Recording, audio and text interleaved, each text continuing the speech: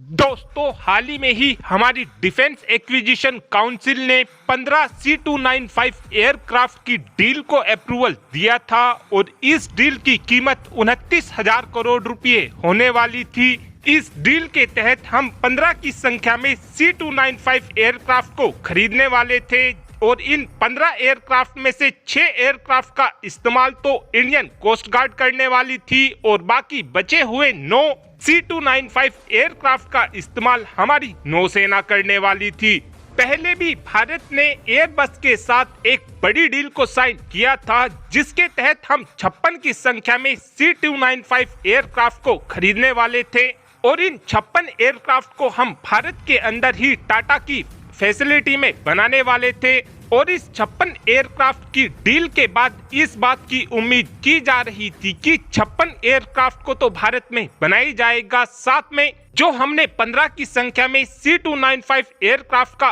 Order दिया है, इन सभी एयरक्राफ्ट को भी भारत के अंदर ही बनाया जाएगा। लेकिन अब खबर निकलकर ये सामने आई है कि जो हम 15 की संख्या में एयरक्राफ्ट अपनी नौसेना और कोस्ट गार्ड के लिए लेने वाले थे, इनके इनिशियल बैच को स्पेन के अंदर ही बनाया जाएगा और इस इनिशियल बैच के अंदर 4 एयरक्राफ्ट को स्पेन के अंदर ही बनाया जाएगा और इन 4 एयरक्राफ्ट में से 2 एयरक्राफ्ट का इस्तेमाल तो हमारी कोस्ट गार्ड करेगी और 2 एयरक्राफ्ट का इस्तेमाल हमारी नौसेना करेगी। इस इनिशियल बैच के तहत जो 2 एयरक्राफ्ट लिए जाएंगे वो MS वर्जन के होंगे और 2 ही एयरक्राफ्ट MP वर्जन के होंगे और जो बचे हुए 11 एयरक्राफ्ट इस डील के तहत होंगे, उन एयरक्राफ्ट को गुजरात के अंदर टाटा और एयरबस की फैसिलिटी में ही बनाया जाएगा और जो ये MS यानी मैरीटाइम सर्विलांस एयरक्राफ्ट होंगे, इनको स्पेशली दुश्मन देशों की जासूसी के लिए भारत की तरफ से खरीदा जा रहा है और जो MP वर्जन होंगे यानी मैरीटाइम पेट्रोल एयरक्राफ्ट, इनकी मदद से हम काफी आसानी से